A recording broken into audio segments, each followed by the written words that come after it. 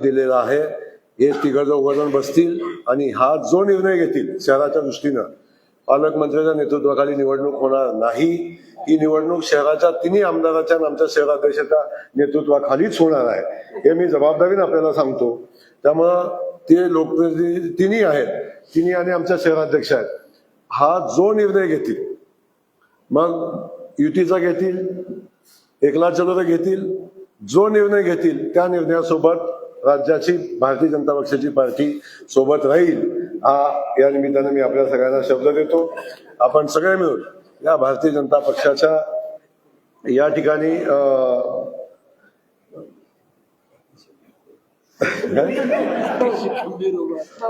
पार्टीशी खंबीर उभं राहावं.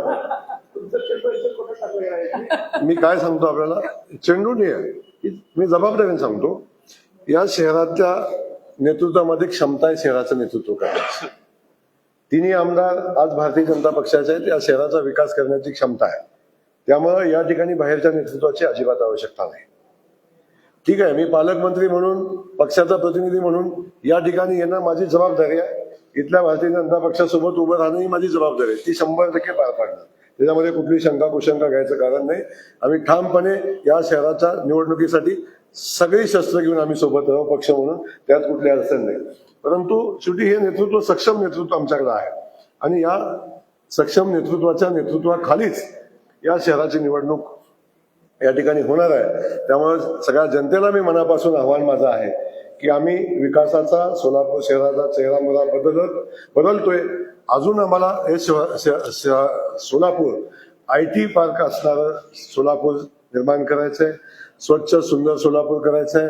आपल्याला पर्यटन क्षेत्र म्हणून या सोलापूरची ओळख आपल्याला निर्माण करायची आहे आणि यासाठी आपल्या शहरवासियांचे आशीर्वादाची आवश्यकता आहे. शहरवासी भरभरून आशीर्वाद देतील. माझी मीडियाच्या बांधवांना विनंती आहे, तुम्ही सांगितलेला प्रत्येक मुद्दा आम्ही पूर्ण केलेला आहे. आता तुमच्या आशीर्वादाची आम्हाला गरज आहे.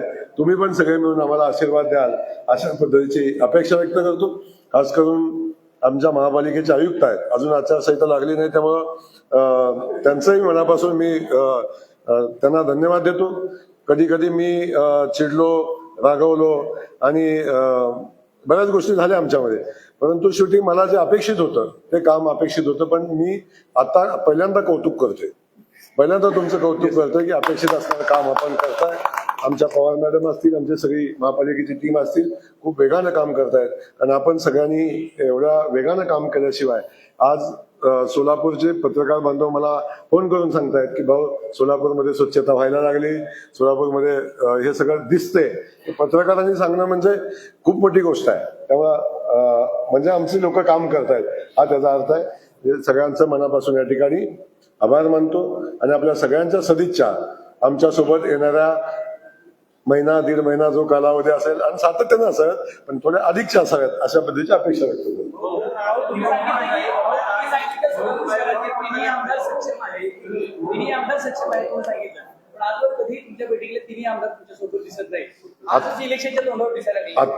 आता मी सांगतो, मी आपल्याला आजही सांगतो आणि अगोदरही सांगितलंय, या शहरातले तिन्ही आमदार सक्षम आहेत. सुभाष बापू सिनियर आमदार आहेत, नेते आहेत, भारतीय जनता पक्षाचे नेते आहेत. विजय मालक सिनियर आमदार आहेत, तेही भारतीय जनता पक्षाचे नेते आहेत. पालकमंत्री म्हणून काम केले, मंत्री म्हणून काम केले. देवेंद्रजी नगरसेवक म्हणून काम केलं, आता आमदार म्हणून खूप चांगलं काम करताना आपण सगळे येऊन पाहताय. त्यामुळं या तिघांनी एकत्र असणं किंवा माझ्या बैठकीला असं कोणी सांगितलं, तिघांनी मिळून माझं पालकमंत्री म्हणून स्वागत पहिल्या दिवशी केलं तेव्हा तिघही होते. त्यानंतर जेव्हा जेव्हा कधी आम्हाला आवश्यकता होती तेव्हा सगळेजण आम्ही एकत्र होतो.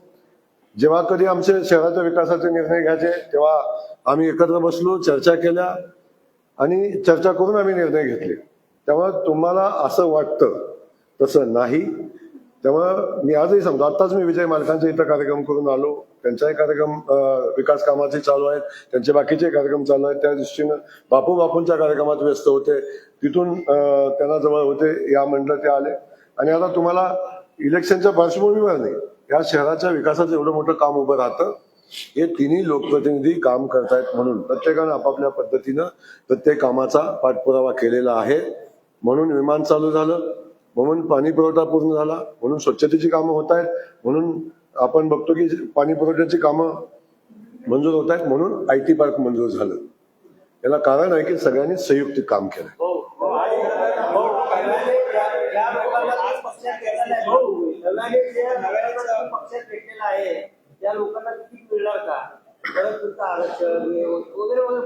मला एक कळणं झालंय, तेव्हा पक्षात आलेल्यापेक्षा तुम्हाला फार चिंता आहे.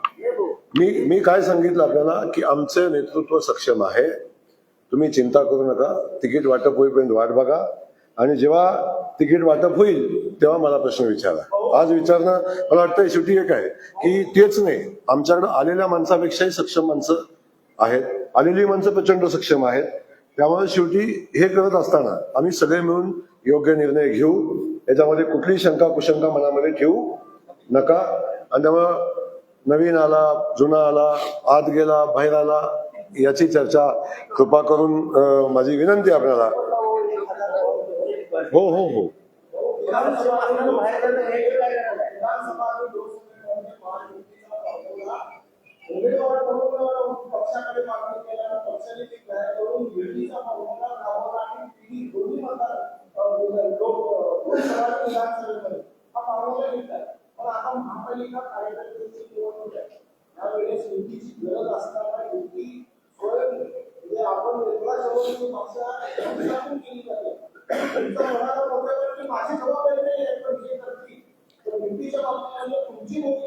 मी आपल्याला क्लिअर सांगतो, माझी जबाबदारी नाही असं मी अजिबात म्हटलेलं नाही. मी सांगितलं की आमच्या शहराचं नेतृत्व करायला सक्षम आहे. त्यामुळं या शहरातल्या युतीच्या संदर्भातले सगळे अधिकार शहर अध्यक्षांनी इथल्या तिन्ही आमदारांना पक्षाने दिलेले आहेत. तो जो निर्णय घेतील महायुती करण्याचा, एकला लढण्याचा, जे काही निर्णय घेतील, आणि ज्या ठिकाणी आवश्यकता भासेल तेव्हा मी इंटरव्ह्यू होईल, ज्या ठिकाणी आवश्यकता भासेल तेव्हा प्रदेशाध्यक्ष होतील, ज्यावेळी आवश्यकता भासेल तेव्हा स्वतः देवेंद्रजी सुद्धा त्यामध्ये इंटरव्ह्यू होतील. भारतीय जनता पक्ष अगदी केंद्र पातळीपासून बॉटम पर्यंत प्रत्येक निवडणुकीत सक्रिय असतो. जिथं आवश्यकता असेल तो घटक त्यामध्ये सहभागी होतो. त्यामुळे बिलकुल चिंता करू नका. महायुतीचा निर्णय घेण्यासाठी आमचं नेतृत्व सक्षम आहे. आमचे नेतृत्व सगळ्यांशी चर्चा करतील, वाजवी मागण्या असतील, प्रत्येकाने आपापल्या क्षमतेनुसार जर इथं वाटा मागितला आणि तो आमच्या स्थानिक लोकप्रतिनिधींनी मान्य केला तर महायुती सुद्धा होईल. आणि गरज पडली तर आम्ही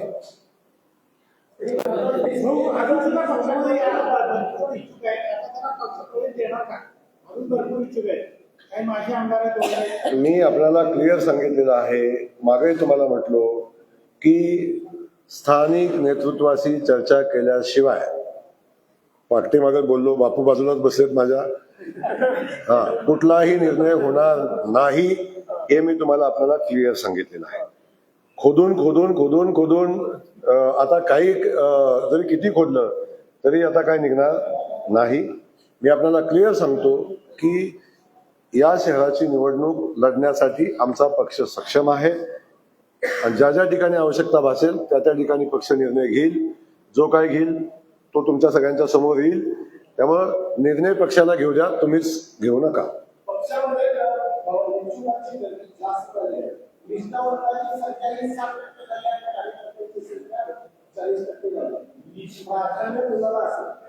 मी आपल्याला क्लिअर सांगितलं की भारतीय जनता पक्षातल्या उमेदवारांच्या पेक्षा चिंता तुम्हाला फार आहे.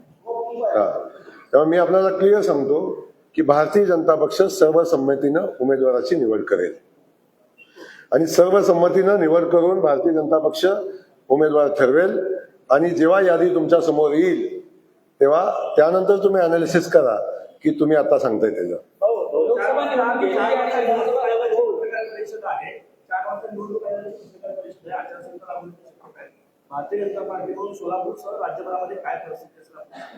मी आपल्याला सांगतो की भारतीय जनता पक्ष आता नगरपालिकेचा निवडणुकीचा निकाल वास्तविक घ्यायला पाहिजे होता. ठीक आहे, आता आला नाही. 21 तारखेला येईल. 21 तारखेला तुम्हाला लोकांचा, जनतेचा मूड समजेल.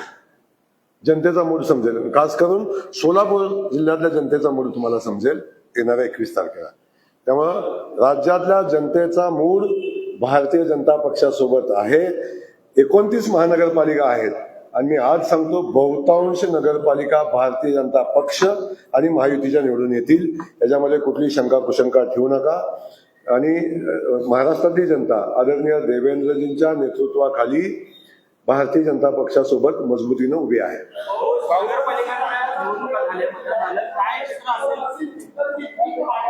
काय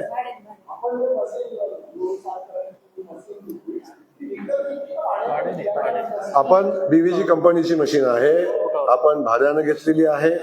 पण आम्ही भाड्यानं घेत असताना त्याचा बिलकुल अभ्यास केलेला आहे की आपण मजूर लावलं तर किती खर्च येतो, आणि नवीन घेतलं तर किती खर्च येतो, या सगळ्याचा विषय केला तर आमचं मासिक 8 लाख रुपये वाचेल अशा पद्धतीचा निर्णय आम्ही घेतलेला आहे. आणि ते मशीन खूप चांगलं काम करेल आणि चांगलं केल्यानंतर तुम्ही चांगलं लिहा. लोकसभा आणि विधानसभा निवडणुकीच्या पूर्वी भारतीय राष्ट्रीय महामार्ग जे काय आपल्या सोलापूर शहरात 2 मुद्दांवर करणार आहे त्याच्या आतापर्यंत 4 वेळा टेंडर निघाले. आता सोलापूर महापालिकेच्या निवडणुकीच्या पार्श्वभूमीवर परत 892 कोटीची टेंडर निघेल आणि ते कसं होऊ नये म्हणून यासाठी काय मी आपल्याला सांगतो, आम्ही जो शब्द दिलेला आहे तो शब्द पूर्ण केलेला आहे. उड्डाणपुलाचं मी स्वतःहून सांगितलं, तुम्ही सांगायच्या आधी सांगितलं की आम्ही उड्डाणपुलाचं काम चालू करू नाही शकलो. परंतु त्या ठिकाणी असणारा रेल्वे, त्या ठिकाणी जो प्रत्येक केंद्रीय एजन्सीच्या सेंट्रल गव्हर्नमेंटच्या काय जागा आहेत आणि त्या जागांचं हस्तांतरण करताना काय अडचणी येतात तुम्हाला कल्पना आहे. पण त्याचंही हस्तांतरण आमच्या अंतिम टप्प्यामध्ये आहे, त्याचे प्रस्ताव शासनाकडे आहेत. आणि त्या हस्तांतरणाची प्रक्रिया कंप्लीट झाली की उड्डाणपुलाची कामं पूर्ण होतील, त्याच्यावरती आपण निश्चिंत राहा. त्यामुळे ती प्रक्रिया जवळजवळ पूर्णत्वाला गेलेली आहे. त्यामुळे जो शब्द सोलापूर शहराला भारतीय जनता पक्षाने दिलेला आहे तो शब्द भारतीय जनता पक्ष पूर्ण करेल, पूर्ण केलेला आहे. आणि भविष्यात आणखीन नव्यानं सोलापूर शहराला विकसित करण्यासाठी एक नवा रोडमॅप घेऊन आम्ही निवडणुकीमध्ये येऊ, नवा संकल्प करून आम्ही निवडणुकीमध्ये येऊ. सोलापूरच्या जनतेला आम्ही विश्वास देऊ आणि सोलापूरच्या जनतेचा विश्वास जिंकू. त्या पद्धतीने सोलापूर महापालिकेनं इंदिरा गांधी पार्क स्टेडियम असेल, जलतरण तलाव असेल, अवघ्या वर्षाला 1 लाख रुपये भाडेतत्वावरती एमसीएला दिले. रोहित पवार याच्या अध्यक्ष आहेत त्यांना. आणि तिथं देखील मुद्रांक शुल्क बुडवलाय. येणाऱ्यांनी किंवा देणारे जे भरायचा असतो तो भरला नाही. या संदर्भात आपण काय म्हणतो? मला आता काय कौतुक वाटतंय तुमचं. कुठल्या जमिनीचा काय विषय आणि कुठल्या प्रकरणाला कुणाशी जोडताय हा थोडासा आपण थोडा अभ्यास आपण थोडा अभ्यास केला पाहिजे या विषयाचा. मुद्रांक शुल्क शासकीय व्यवस्था आहे, जिथं भरायचं असेल तिथं भरलाही पाहिजे, त्या बाबतीत माझी शंका कुशंका बिलकुल नाही. परंतु हे स्टेडियम भाडेतत्वावर चालवावं आणि या स्टेडियम चालू राहावं हा त्यातला विषय होता. कुणालाही विकत दिलेलं नाही, कुणालाही कायमचं दिलेलं नाही. त्यातून एक आहे, आपण जलतरण तलाव खूप चांगला बांधला आहे, बरोबर आहे.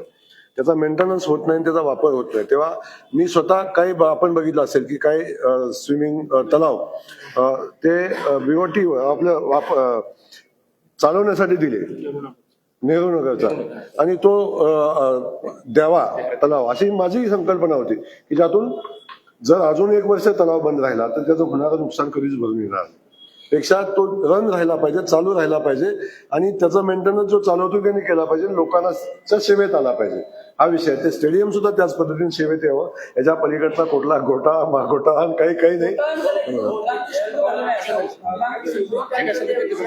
आणि जे ऐका का, जे काय आहे मुद्रांक शुल्क शेवटी एक आहे, जे भरलं तर महापालिका भरेल किंवा समोरचे MCA भरेल, बरोबर आहे ना. MCA भरेल. कुठल्याही पद्धतीनं जर काय असं झालं असेल तर ते मुद्रांक शुल्क भरलाही जाईल, भरलाही असेल, नसला भरला ते भरायला लागेल. याचे कुठलं किंतु बंद असायचं काम नाही. त्यामुळं शहर आपलं आहे. माझी विनंती एवढीच आहे की कारण नसताना, जर कारण असेल तर बदनाम झालं तर चालेल, अजिबात अडचण नाही. जो आपण शहराचे नागरिक आहोत, आपण शहरात काम करतो, तर आपलंही दायित्व आहे की विनाकारण शहर बदनाम होणार नाही याची आपण सगळ्यांनी काळजी घेतली पाहिजे. माझी खास करून पत्रकार बांधवांना विनंती आहे, जर त्याच्यात काय असतं तर अवश्य तुम्ही